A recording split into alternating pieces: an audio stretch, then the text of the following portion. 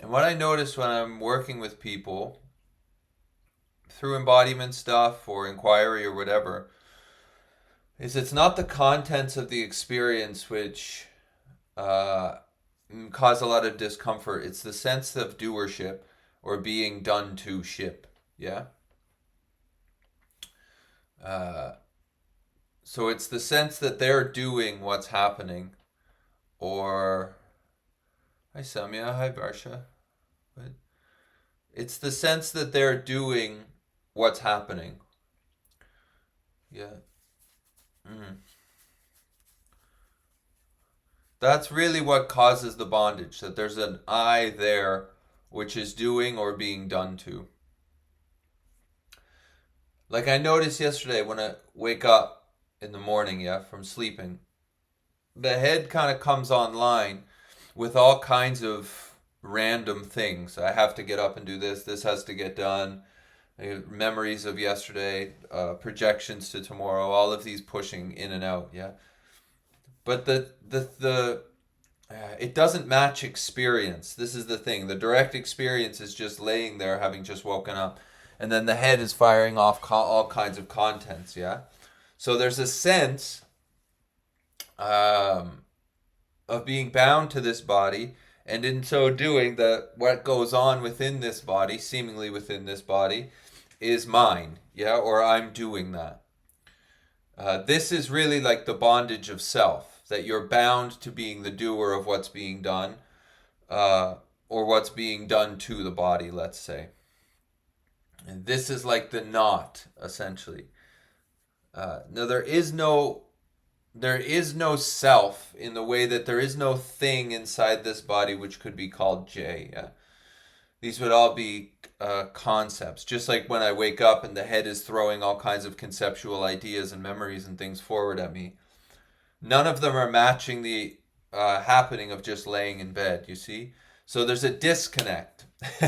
The head is always projecting into the future and it's pulling that information from the past. So today is going to suck because yesterday sucked. This would be like an interpretation of the head, yeah? The whole thing would be an interpretation of the head.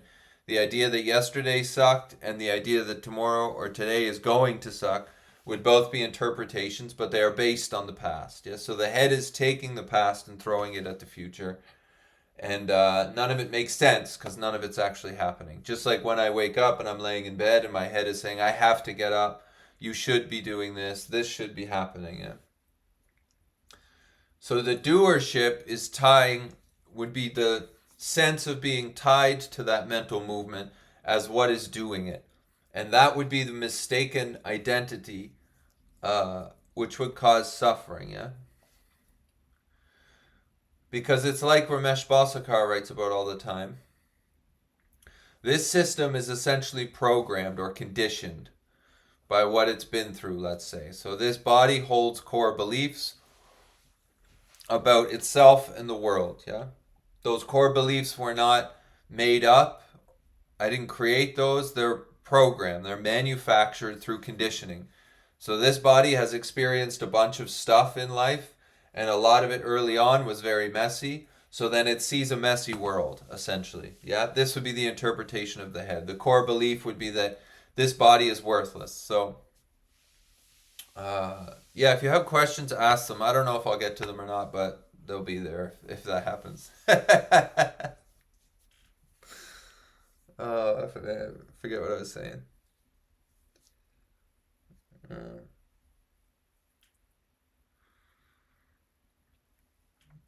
So this body moves through the world and it gets conditioned from that sense, yeah? So from the point when it's born, let's say, the brain starts picking things up. So the brain isn't really like coming online as far as like I'm conscious of me being here and these people being here and I feel weird now. That might happen, let's say, a little bit down the road, but as soon as the body, let's say, is born, the brain is already starting to get conditioned. A lot of people would argue that that's actually happening before the body is born. I don't know anything about any of that, so but hey, maybe so. Um, so this body would see through core beliefs. Let's say one of them being worthlessness. Now that worthlessness, feeling of worthlessness, would be conditioned. Yes. So the body goes through a bunch of things that gets programmed into this head. Now the eyes, or let's say the head, looks through the lens of worthlessness. And then from that worthlessness comes a bunch of other ideas, responses, relationships, all these different things, yeah? This is all happening from the head's perspective, obviously. The absolute is we can't really talk about, because as soon as we put concept on it, it becomes conceptual, which means it becomes dual, and then it's all distorted and it's a big messy thing, yeah? So this is like the movement of doership. So the head is now seeing through the lens of worthlessness in many ways, and it's pinning me there, claiming that there's an I which is doing that. And that would be the misclaiming. That would be the bondage of self. Because the head has a bunch of ideas or perceptions, let's say.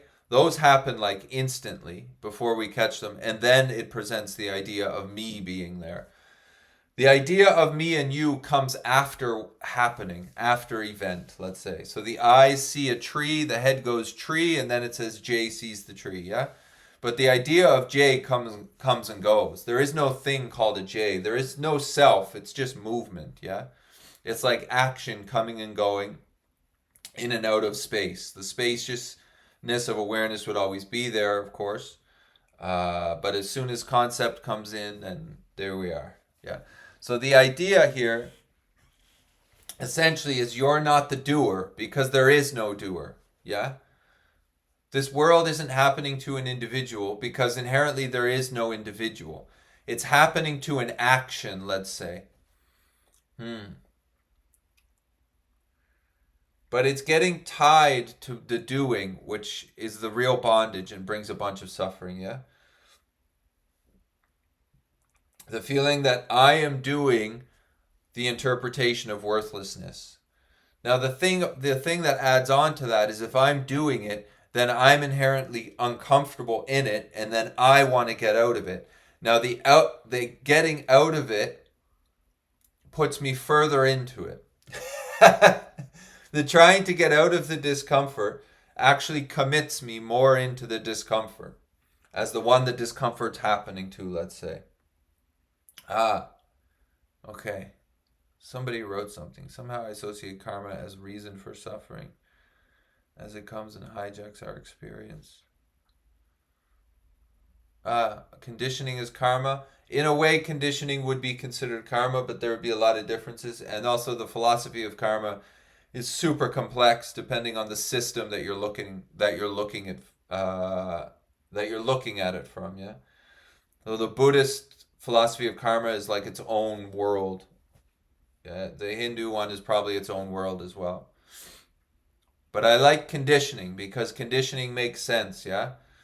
Because this is a codependent arising.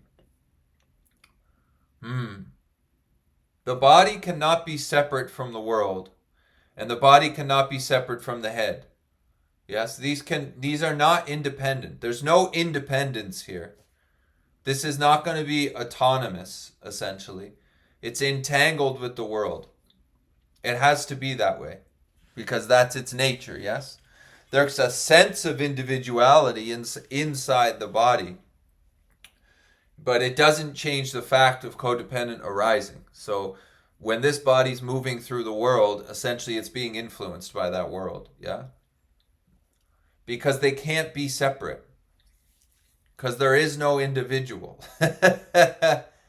So it can't be a separate experience. It's going to be affected, especially when you're young. So this is why it's like how your parents are and shit. That affects a lot on the psychological system. So all we're saying here, there's no problem with that. It's just that you're gonna see, if you're not seeing that you're not the head, you're seeing from the head.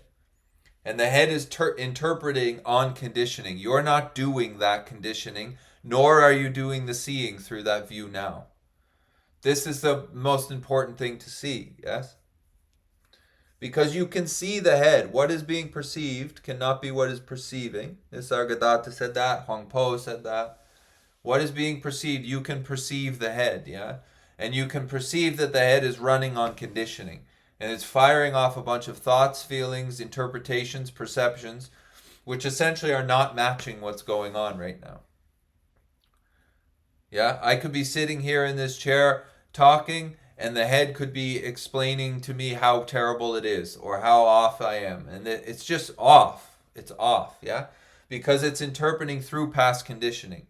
In a very, in a way, most people are seeing through young eyes. They're still seeing the world through the conditioning of an 8-year-old, let's say, yeah? And many of them are reacting to the world through the conditioning of an 8-year-old. It's just that they have an 8-year-old and they own a house and have a car now. But it doesn't change the idea that the conditioning is still based much on core beliefs, yeah? Right. So those core beliefs, they're core beliefs. So in my experience, trying to change the belief that I'm worthless doesn't work because it just commits me more to being worthless. You understand? I'm only going to fail at changing that core belief, which is going to dump me harder into that core belief, which does not bring any relief. The relief is from self. It's not as self because there is no self, yeah? It's like Ramana says, the one you're trying to improve doesn't exist. That's really beautiful in a way. Because many times in my experience, I was trying to improve something which has a low ceiling. I was really trying to see through these physical eyes, not from the core belief of worthlessness, and it didn't work, yeah? Because I was taking myself to be the one doing that idea of worthlessness. And inherently taking myself to be the body, which is worthless. You see? So now I was bound to it. So if I try to get out of that as it's only going to bind me to it more because it's just reaffirming that I'm committed to being that thing, yeah? So seeing that there is no individual doer is really the relief. Because then the doing will continue to happen because it's a program like a computer. Yeah, the computer just keeps running. So it's seeing from before these eyes, way before these eyes, that there is no individual doer and that there's a bunch of doing happening, yes? And then that sits you in the seat, let's say, of non-doing. Or in Advaita, what they would say, the witness. The thing is, the witness is a concept, yeah? There is no one who is a witness. There is no one who is conscious. This body is not conscious. Yes? This head is not conscious. The brain it's sometimes called a form of consciousness, but it would not be the absolute. Yes? So the witness, there is no witnesser. There's just witnessing. You see? This is sort of the limitation of satsang in a way, is what hears this message cannot conceptualize the message. But oftentimes the head will pick it up and will go, okay, I'm the non-doer. But that is the doership. What's saying that, yeah? The head cannot become not two. It can only see in the lens of two-ness. So this message really is about seeing the head. It's not seeing from the head. You understand? Okay. But if everything is consciousness, how is body, mind separate? Body, mind is not separate, yeah?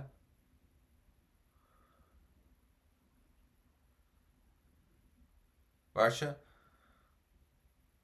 Everything would arise in consciousness, but body, mind, that this organism is not a separate organism. Yes? Nor is it conscious.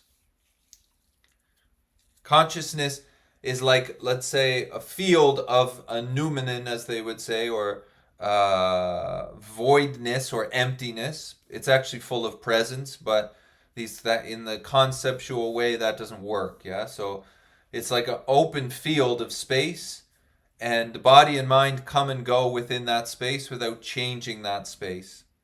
This is the thing. Once it comes into concept, which is the only thing that we can use when we're talking with words, it's seen as two things, yeah? It's seen as consciousness and then what is in consciousness, which would be dual. So uh, as soon as the absolute hits concept, it's broken into two, which is not it, but it's as close as we can come, yeah? Mm. So through concept, body and mind actually would be separate from consciousness. Because body and mind move through the space of consciousness without touching it. Nothing touches what you are as consciousness, yeah? Body and mind arise. There's a sense of individuality. There's no problem. It's quite beautiful. But they don't touch consciousness. Consciousness does not need the body and the mind, but the body and the mind absolutely need consciousness. It's like the space of the sky does not need the clouds for it to exist, but the clouds definitely need the space of the sky. This is the thing, yeah? Waves need the ocean does not need the waves. So in a way, it's an idea of duality, but it's because all we have is concepts. Concepts, yeah, and language. Yes, okay. Right. So know that any talking would only be limiting. It's speaking has sort of a low ceiling in a way, yeah? Mm. So the best way essentially for the message to land is through negation. Because any affirmation or many experiencing is the only way. Yeah, in a way, but who's the experiencer, yeah? Who is having that experience would not be you. Mm. This is like the most important thing, Varsha, so it's good that you bring that up, yeah? Experiencing is the only way, true. But if there's an experiencer there claiming that experience, then that is not the message, yeah? Ah, that would not be you. That's the head coming back up and claiming experience, yeah? As being the one who's doing the experience, let's say, or having the experience. Right. So the conceptualization is good to try to get it out through words, but there's a limitation, like you're mentioning. Mm. Observer is not experiencing anything. This is, yeah. So as soon as there's an put on it, you're stuck in duality. Yeah. Observer is not experienced. There is no observer. Yeah. This is the thing. This is what would get inquired into. Who is the observer? Who is the one who's observing? So higher self. Who is the higher self? Yeah. Mm. Because there is no self. So if there's a lower self and a higher self, but there is no self according to Buddhism, yeah? There is no doer. There's no individual doer thereof. So why would there be a higher self to a lower self, but there is no self? You understand? So this is the head. What's firing off these ideas is the mental. Self is the soul. Yeah, maybe. See, this is the thing. This this would be the root of affirmation. Trying to affirm that I am something. Now that for me doesn't work because what is affirming that I am the soul would not be me, yeah? The bridge between lower self and higher self. That stuff doesn't work for me. Only negation is really the only way that could work because this is like affirmative language. It's trying to affirm that I am something. And as soon as that affirmation comes in, I'm bound. I'm bound to being the doer or the done to, yeah? I'm bound to the I, meaning like the one who knows. It has to be negation is the only route. Yeah, so the bridge between the lower and the higher self, who knows the lower and the higher self? Yeah, the answer would be I or me. Who am I? Yeah, it's a stepping back, not a stepping forward with knowing. This is like a stepping back. Yeah, I'm not that. I'm not the body, not the eyes. The thoughts come. Who are the thoughts arising to? Yeah, the thoughts are arising to me. Who am I? Yeah, what is that I? Where does that arise from inside the body? The bridge between lower and higher, who knows that? Who is the one who knows that? Yeah, because you're still stuck in the idea that there's a self. There is no higher or lower self. There's no self.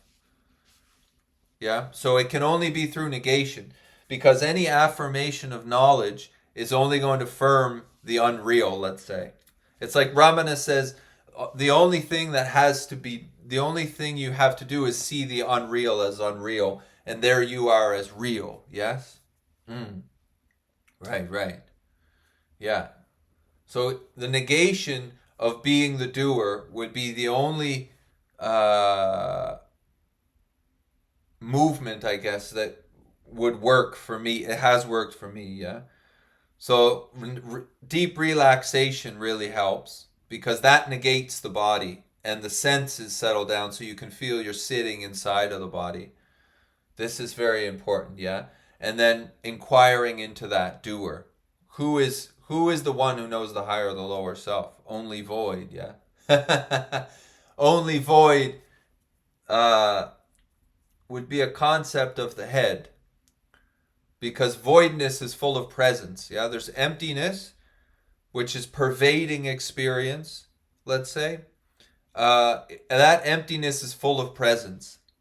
So you could say void conceptually, but the feeling would be fullness, or wholeness would be a way to put it. Yeah.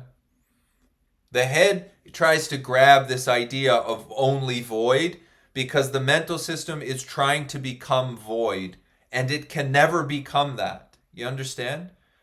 The body can never become a not body. This is like one of the paradoxes of spiritual practice. People are trying to make their mental system a non-mental system. They're trying to think their way into void. I am a void. I am a void. That never works. You see, that would be an affirmation. I am void, or I am emptiness. What is saying that cannot be empty? Do you understand? It's in duality. There's an I there, which is making subjectivity into an object, and it doesn't work. It doesn't work. That's the bondage of self right there. So it's good to see that the head is going, okay, I am only void, or I understand, because that movement will never get this. In a way, you and I will never get this message. Ever. The mental system will never understand it. It will never get there. It will never learn its way there. And it will never be free from the bondage of self. But you are not the mental system. Freedom from the bondage of self is freedom from the bondage of self. It's not as the mental system. This is why the movement of affirmation, I am Shiva, or I am the void, or Om Aham Brahmasmi, is really, these are beautiful ideas, but they're affirmations. And what is affirming that can never become. It can never get there. It can't turn around and go back. This is it. This is it. So when the head is saying, I am only void, that movement gets negated. It doesn't get held. It doesn't get like petted like a pet or something. It gets negated. You see that movement as not your nature. That's beautiful that you bring that up, because it highlights duality real good. And it highlights the bondage of self, and even more so, it highlights the doership of being the one who knows that they're void. I am the one who is void. Yeah, that mental movement is saying this body knows that it's not a body, and it doesn't. And it doesn't matter how much the head tells you that it knows it's not a head. It thinks it's a head, yeah? Oh man, that's great. So the only movement is negation. This is the thing. And that, in a way, that's why these things are very repetitive. Yeah. It's like nothing has changed here. Negation. Yeah. Right. Okay. What we feel in deep meditation, where the self and everything doesn't exist, is just a taste of the void. I'm not sure what that would mean, because that would be your experience. But Uh, I would say that it would be very helpful, at least in my experience, to inquire who has that question. Yeah, who wants to know all this stuff? Because it's not you. Yeah, this would be the conditioning of the head trying to get out of the head. The head is trying to get out of discomfort. Well, the who is for you to find out. Yeah. Uh huh. The head is trying to get out of discomfort. It's important to see this, but it's trying to get out of discomfort as itself. The mental system is trying to get out of discomfort as self. Self is trying to get out of self. And in recovery, we know that doesn't work because they have a saying that self can't get out of self. Yeah. So when the mental system is trying to grasp this message and it's trying to tangle with it and understand it, that is self trying to get out of self. And it's beautiful because it exposes itself to you. You negate that movement. So who is it that wants to know if it's a taste of void? Yeah, because you are what you're looking for. That's done. You're not going. The head is not going to become what you are because you are that. So the only thing that really can be done is negation. Is a negation of what you're not. And then you land in where you've never left what you are all the time. Mind, I guess, is to reaffirm the experience. I'm not sure because big M mind in Buddhism, when I say mind, if it's big M mind, it would represent absolute. Yeah. Uh huh. The thing is, you're not the doer of the mental system. It's a program. It's a condition. This is conditioning. Yeah. This is like a subjective experience based on conditioning, essentially, and it's firing off all kinds of stuff all the time. Hmm. Now the mental tries to grasp. It tries to grasp the absolute, but it can never do that. Please hear that. If you hear anything that you're sitting here right now, please hear that your head is not going to grasp what you are, ever. It cannot do it. The head can only be dualistic, yeah? It can only see in two-ness, subject object.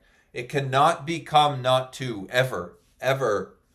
Your head will never purify to the point where it's going to become a not head. So if you hear anything sitting here, listening to this nutbag talk, just hear that. Whatever movement the mental system makes, it is not going to obtain or get to what you are.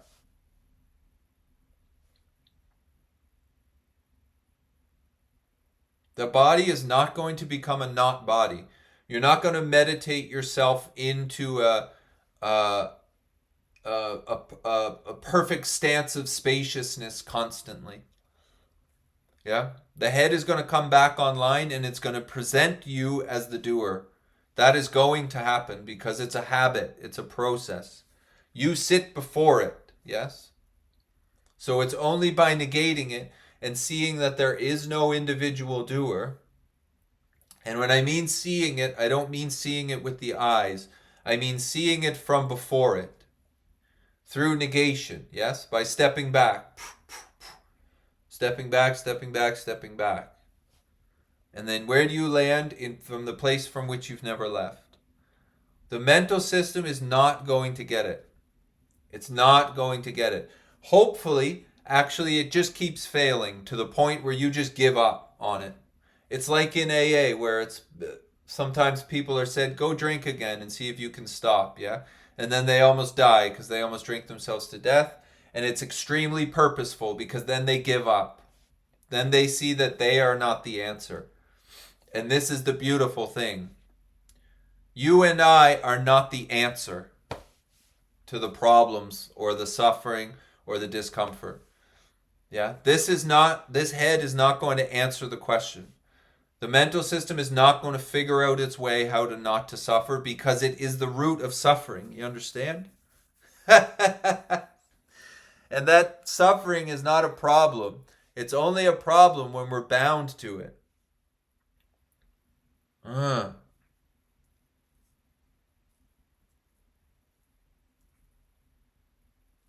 So the movement really is negation, yeah? Because you are what you're looking for. You are reality. So as Ramana would say, the most important thing would be to, or the only requirement would be to see the unreal. Mm-hmm.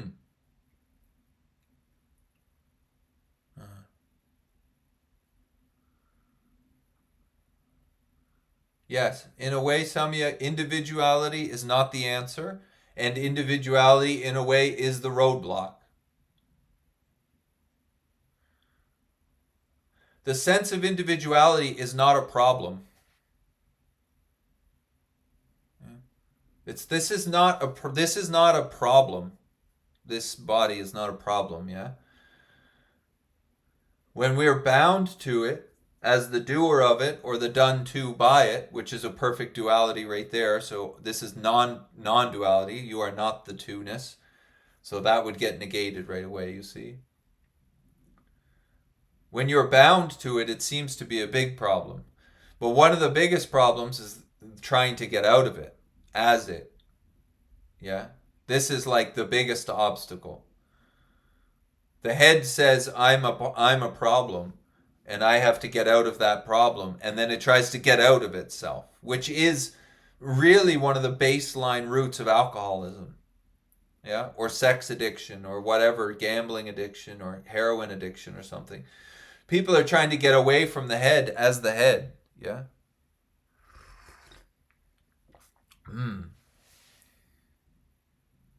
And that bonds us more, in a way, to the head. So, in a very absolute sense, there is no problem. I mean, that's really the solution. In the first place, there is no problem. Ah. Yeah. Okay. Only way to is to experience it deeply without judgment. Varsha, you cannot experience anything without judgment as the mental system. The mental system cannot, it's only judging, yeah? Because it's dualistic. The only way is to experience it deeply without judgment. So that question there would put you in the seat of experiencing something without judgment. But what is saying that it's experiencing is only experiencing through judgment, because that's the only way it can experience. The head can only experience through judgment. You understand? Only way is to experience it deeply without judgment. But that would put you there as the experiencer. Yeah? Now, the one who feels that they're the experiencer or is going to experience reality or I'm going to know reality, that is not you. Yeah? That is not you. That comes after what you are. That's perfect. The only way is to experience it deeply.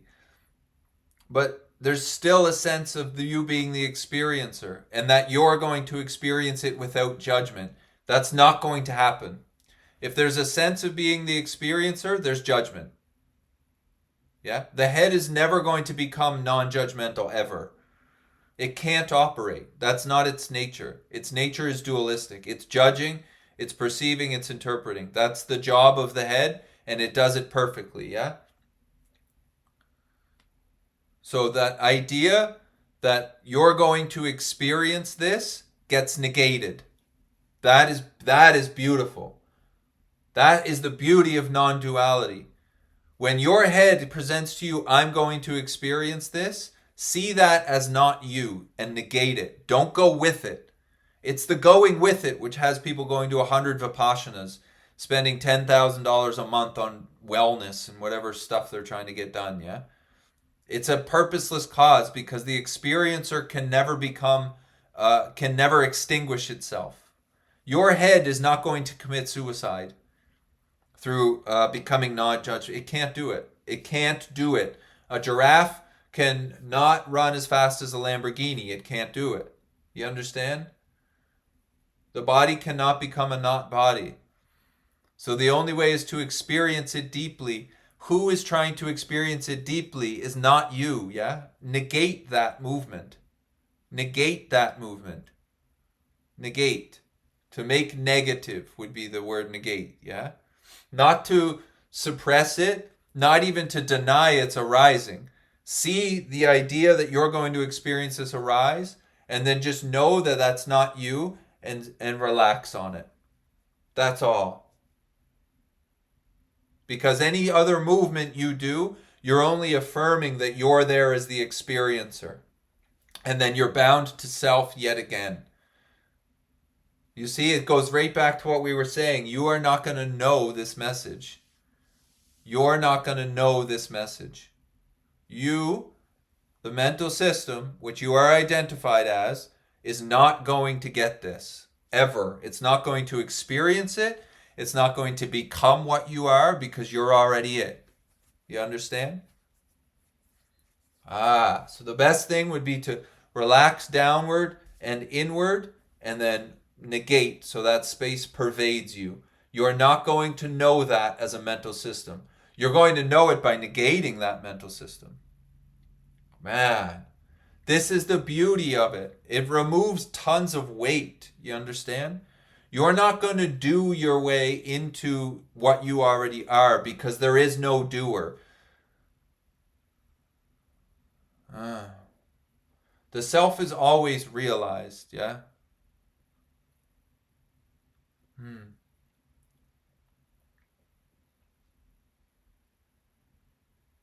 The head is always persistent. The head is not going to stop. The head will never stop. Yes? Its nature is to go on, interpreting, perceiving. It has the senses, connects with the world. There's a body here. It's putting you in the place of the body. It's just a seeing that you're not that.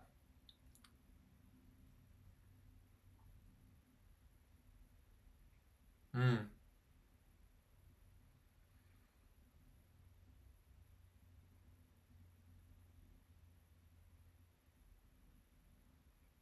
Yeah. Yeah. That's very nice.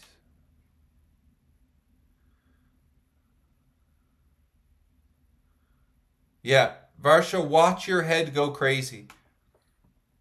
This is one of the beauties of this. Your mental system does not like this message. It doesn't really like what's being put out here, yeah? Because we're turning the vision on the mental system. So rather than seeing from it, you start to see it. Yeah? You start to see it. I don't use the word ego so much, but sure. But the main thing is this message is not about looking from the mental system and bettering how it sees. It's seeing it and negating that. Not suppressing it, not denying it, just negating it as what you are. Yeah, that's very important. Yes. And then, yes, the head will present, it will take negation and it will now turn you into the negator. And that's another thing for you to see. The thing is, you can see all of this mental movement. So there's something seeing it, yeah? The head is talking to something.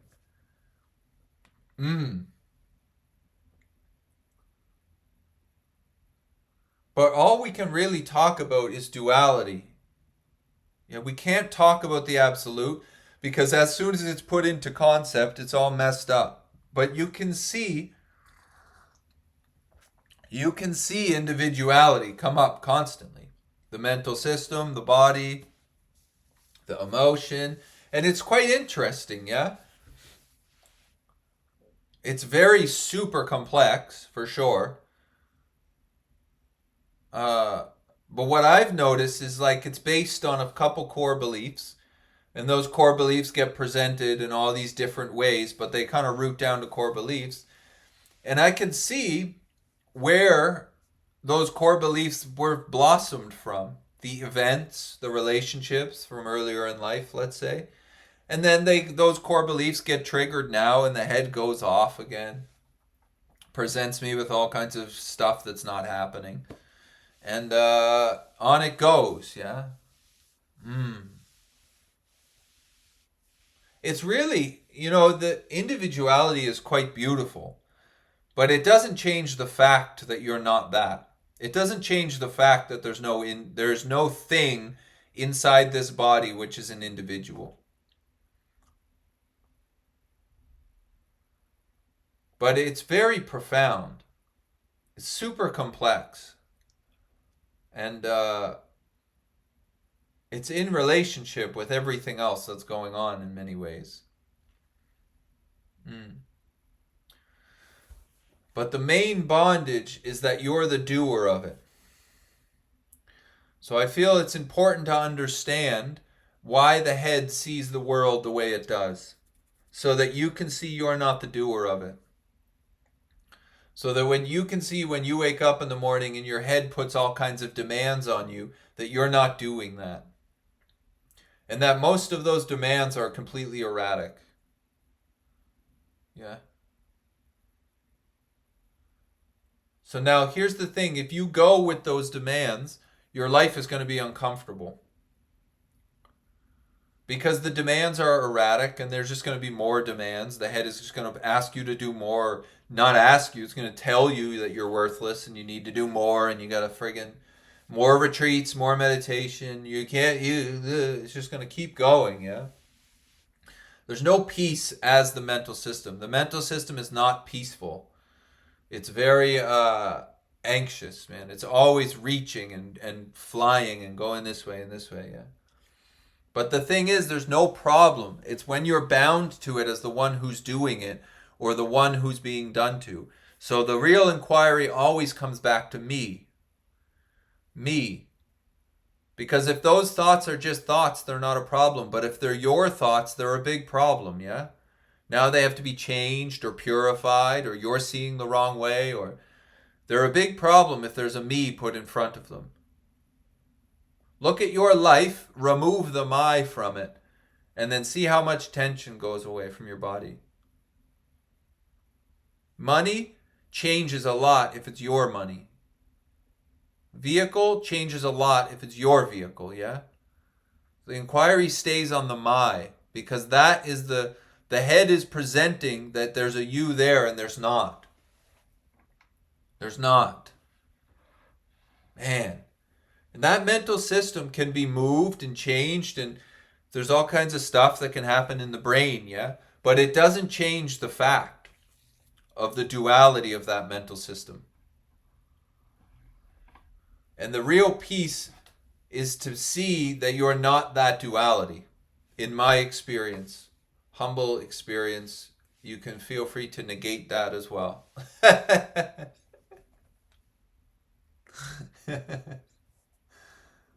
Oh, man. Because the head can do a lot of amazing things, yeah? One of those amazing things is ruin your life. But it's still limited to this dualistic structure. Yeah. So there's no need to suppress. One of the things that will happen sometimes with negation is people suppress. They try to hold stuff down.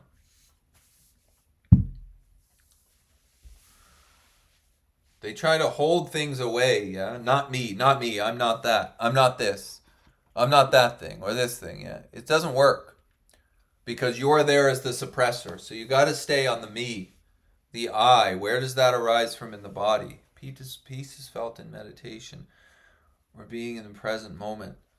Maybe, Varsha, but it's not sustainable, is it? As soon as you get up from meditating or being in the present moment, you're no longer peaceful, no? So then what's the point? If you can't meditate in the middle of a highway, then it's pretty purposeless because eventually you got to get up and go to work.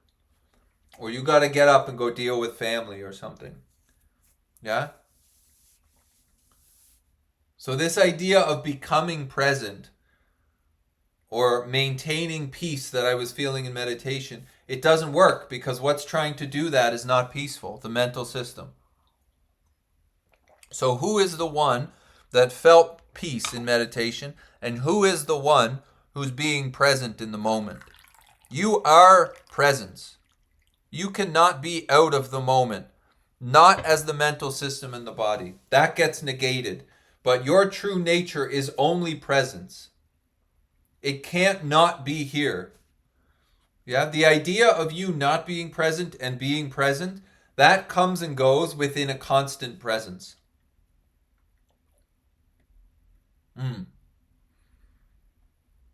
So hopefully you can see that when you present these ideas, that is what gets negated, that mental movement.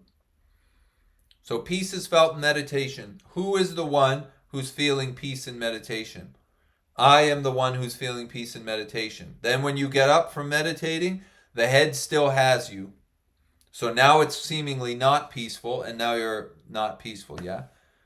I am the one who is in the present moment when I'm meditating. And then when you get up from meditating, your head goes off, and now seemingly you're not present. That would be the prime misidentification of non-duality, which we would call the bondage of self, because you are the doer of the one who felt peace, and you are the doer of one who's being present, and both of those are false.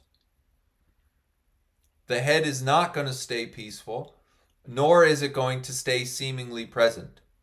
What it arises to is presence. Yes? Not as a body. The body cannot be present. It's always past and future. That's why in recovery they're always talking about yesterdays and tomorrows.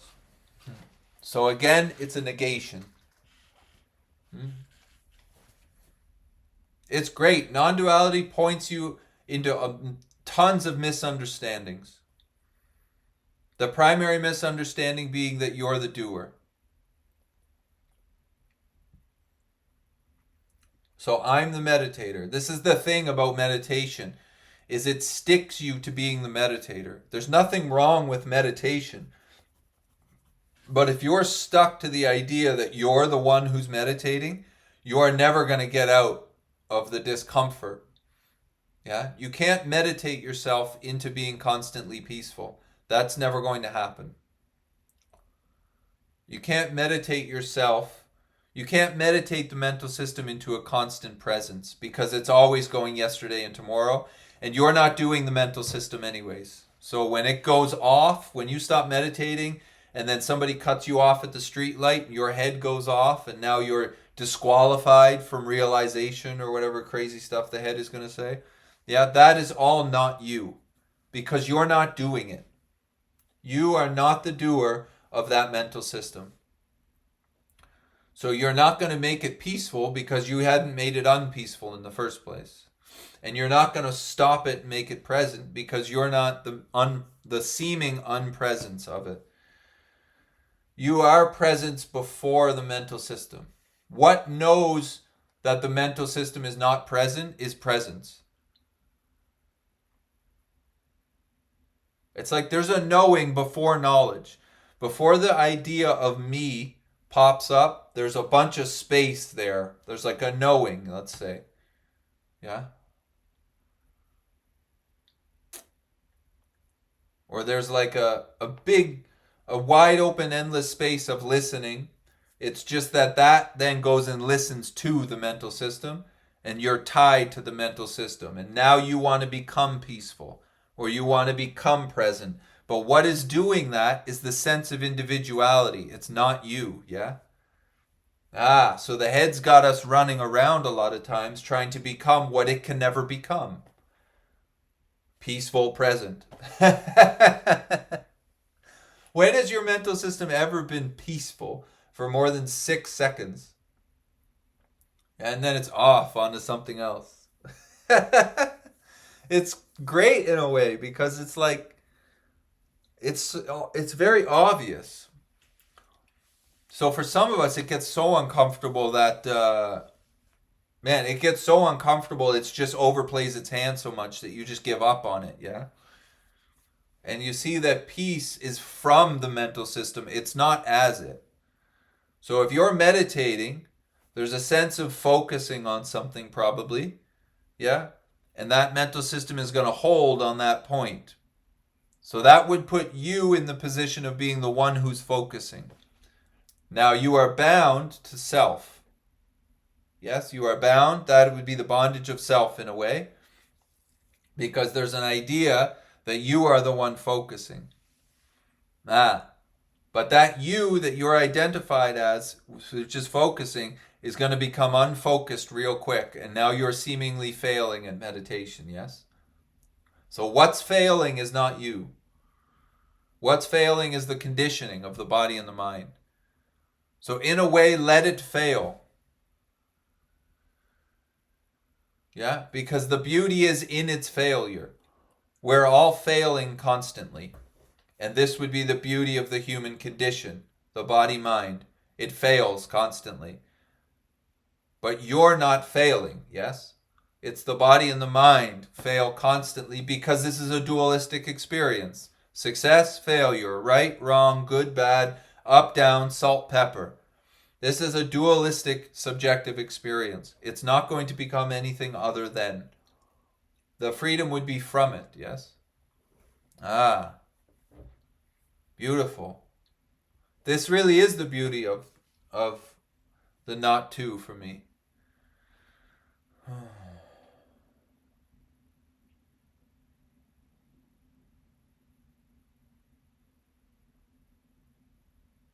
The beauty of it is like a neutrality.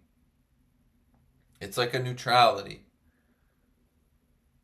Melissa says freedom is balance. It's like a balance. A perfect neutrality, yeah? From whatever comes and goes with this body and mind, you are neutral from it.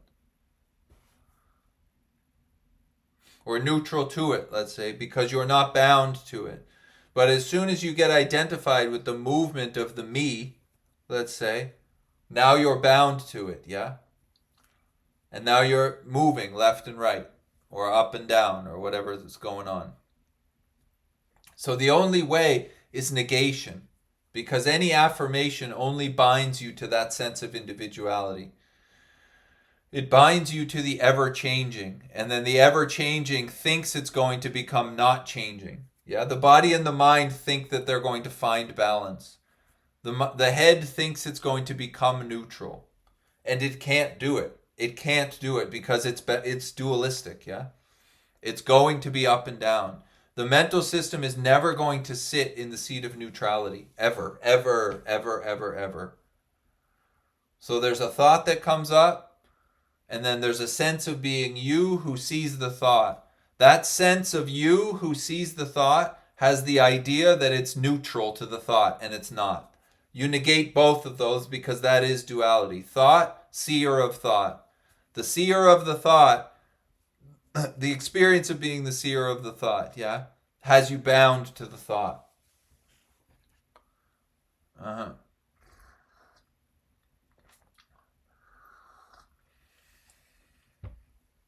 The mental system cannot become balanced. It cannot become neutral. And it's never going to be truly open and accepting because it's dualistic. It's not bad. It's its nature. It's its nature. It's its nature. Yeah. That's great. So let the failing of the mind, of the head continue, yeah?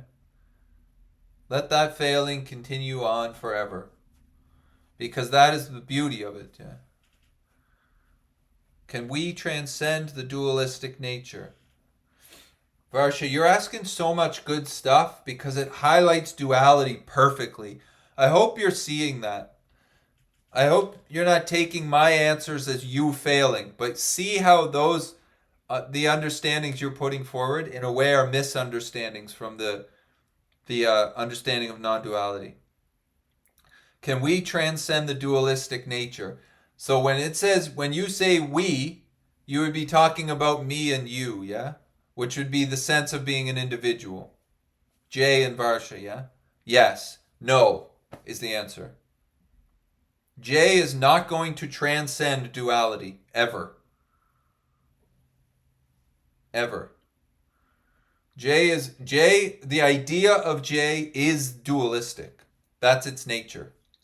That idea, I or me, in this sense gets negated. Again, it's not suppressed.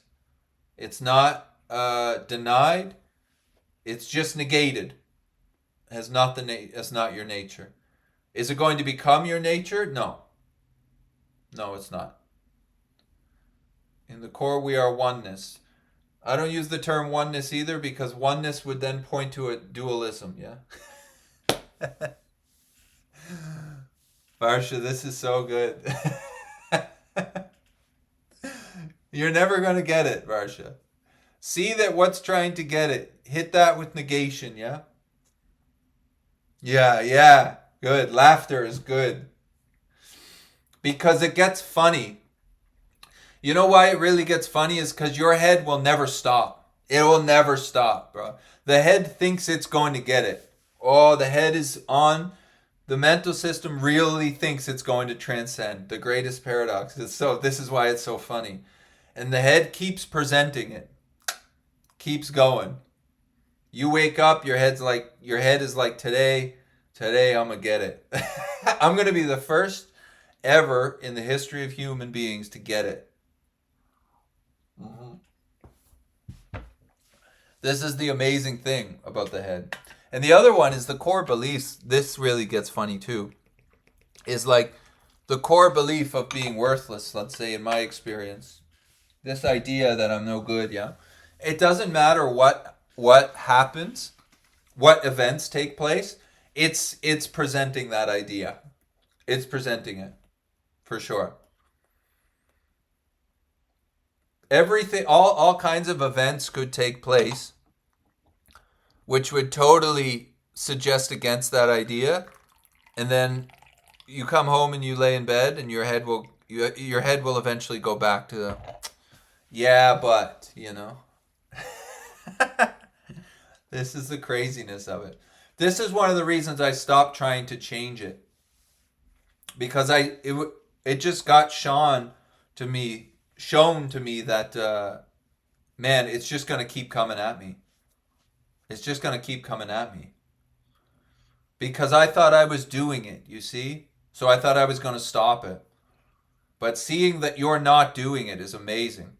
It's like when you're asking all these questions. You're not doing that, man. That's your head presenting.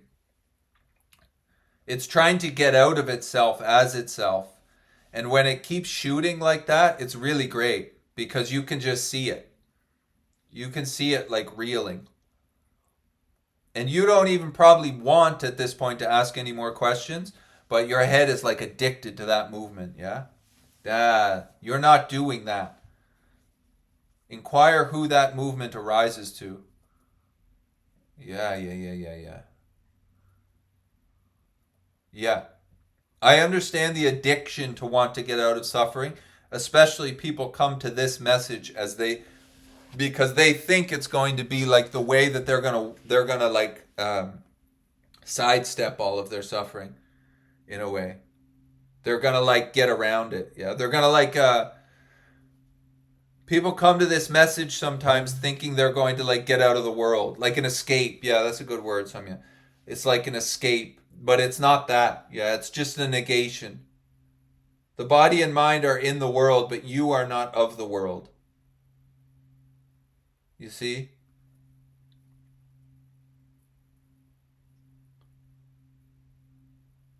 So in a way, the pain and suffering goes on, but it goes on to the body and the mind. Yeah, you disentangle from that. You are disentangled from that, but through negation and inquiry, you really see that you disentangle from that.